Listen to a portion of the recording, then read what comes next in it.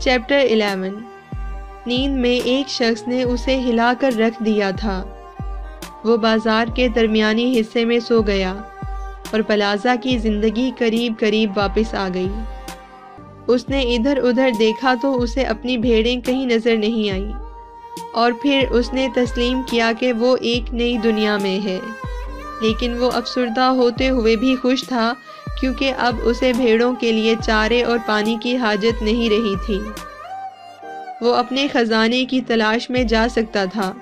اس کی جیب میں ایک پیسہ بھی نہیں تھا، لیکن بھروسہ ضرور تھا۔ اس نے پچھلی شب یہ فیصلہ کیا تھا کہ وہ ویسا ہی مہم جو بنے گا جیسا کہ کتابوں میں پڑھا تھا۔ وہ بازار میں آہستہ آہستہ چلنے لگا۔ تاجر اپنے اپنے سٹال لگا رہے تھے۔ لڑکے نے ایک مٹھائی فروش کو سٹال لگانے میں مدد کی۔ مٹھائی فروش کے چہرے پر مسکراہٹ تھی۔ وہ خوش تھا اور جانتا تھا کہ اس کی زندگی کیسی تھی۔ ایک اور دن کے کام کے لیے تیار تھا۔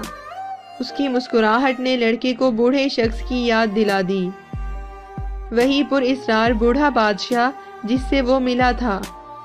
مٹھائی بنانے والا اس لیے مٹھائی نہیں بنا رہا تھا کہ بعد میں سفر کر سکے اور دکاندار کی لڑکی سے شادی کر لے۔ وہ ایسا اس لیے کر رہا تھا کیونکہ وہ یہی کرنا چاہتا تھا۔ لڑکے نے سوچا۔ اسے یقین تھا کہ جو کچھ بوڑھے شخص نے کہا ہے وہ خود بھی کر سکتا ہے۔ مطلب یہ کہ کوئی شخص اپنی قسمت کے قریب ہے یا دور، صرف اس پر نظر ڈالتے ہوئے۔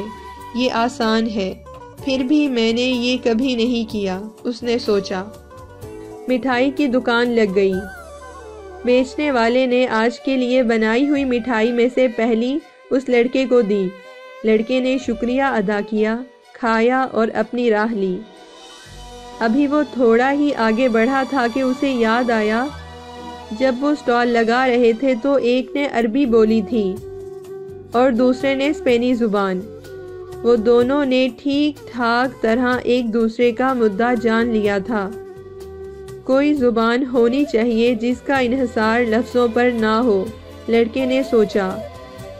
مجھے اپنی بھیڑوں کے ساتھ یہ تجربہ ہو چکا تھا اور اب وہی کچھ لوگوں کے ساتھ ہو رہا ہے۔ وہ نئی بہت سی چیزیں سیکھ رہا تھا۔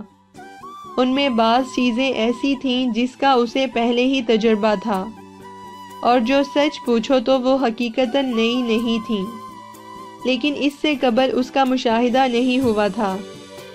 اس کا مشاہدہ اس لیے نہیں ہوا تھا کیونکہ وہ اس کا عادی ہو چکا تھا۔ اس نے تسلیم کیا، اگر میں نے بغیر لفظوں کی زبان کو سمجھنا سیکھ لیا تو پھر میں پوری دنیا کو سمجھ سکوں گا۔ مطمئن اور جلد بازی کے بغیر اس نے طے کیا کہ وہ ٹنگیر کی تنگ سڑکوں پر چلے گا۔ صرف اسی طرح وہ غیبی اشارے کو پڑھنے کے قابل ہوگا۔ وہ جانتا تھا کہ اس میں بڑے تحمل کی ضرورت ہوگی، لیکن گڈریے تحمل کو اچھی طرح جانتے ہیں۔ ایک بار پھر اس نے اسی انجانی زمین پر دوبارہ دیکھا تو احساس ہوا کہ وہ اسی سبق کو دہرا رہا ہے جسے وہ اپنی بھیڑوں سے سیکھا تھا۔ سب چیزیں دراصل ایک ہیں، بوڑھے شخص نے کہا تھا۔